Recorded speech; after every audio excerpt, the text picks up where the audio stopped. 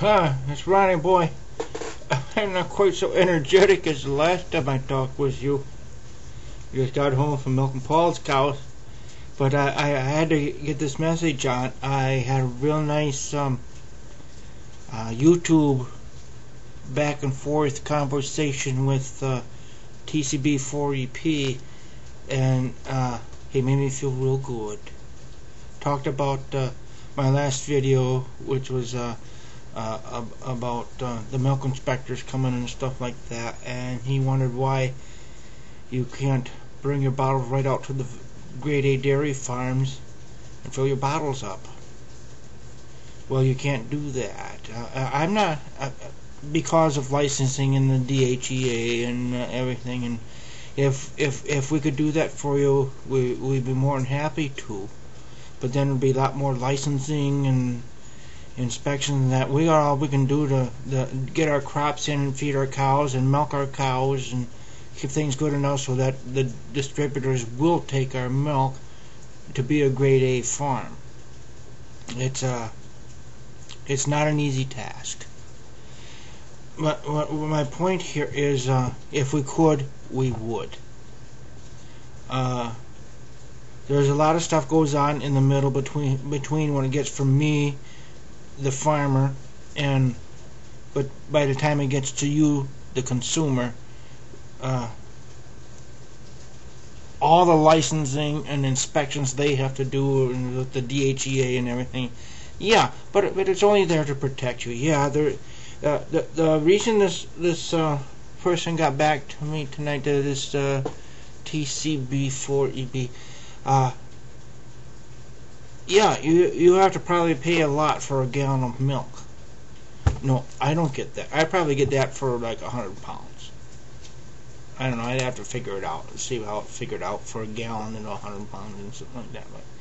But anyway, I'm the one out there shoveling the manure, harvesting the fields, planting the fields, buying the spray, buying the fertilizer, paying the insurance. And what if my crop doesn't turn out? And how am I going to feed my cows? Then you have to go out and buy it. You have to buy it from somebody else, from out of state and everything like that. No, the middleman, he's making an easy buck. He don't have to go out and sweat his ass off the way I do, and have friends who will help you, like me and Paul, and then this other friend Jim over here. He helps me a lot, and he asked me for help tonight, and yeah, I'll do it if I can find time. No. There's certain good things to be said about the middleman.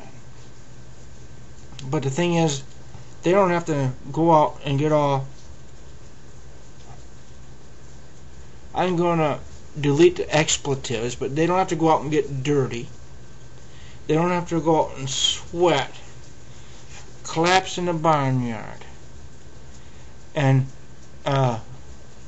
say if I lose a cow, or if a cow is going to calf and I lose a calf, no, that's a big expense for me. I mean, that is not something to take lightly. That is a big thing. Not just that it hurts me because I love my cows, but that's a big business expense. Yeah, farming is a business anymore. I don't like to think of it that way. I'm a farmer. But if I lose a cow, man, it's not just a loss of the cow. That's part of my income. And my bossy. It's emotional loss and financial loss. And the middleman don't realize any of that. It's just, you're not doing it good enough. Shape up, Ronnie boy. No, there is good things to be said for the middleman, but it doesn't come back to the farmer. It doesn't. It doesn't. The farmer. I remember my dad was making the same milk prices what I'm making now, and that was 40, 50 years ago. I'm not making any more than he was making.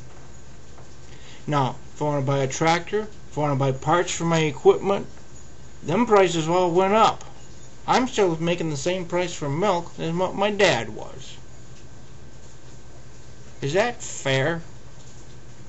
I want to thank you again, TCB4EP, for your comments and for understanding where I'm coming from. Thank you a whole lot.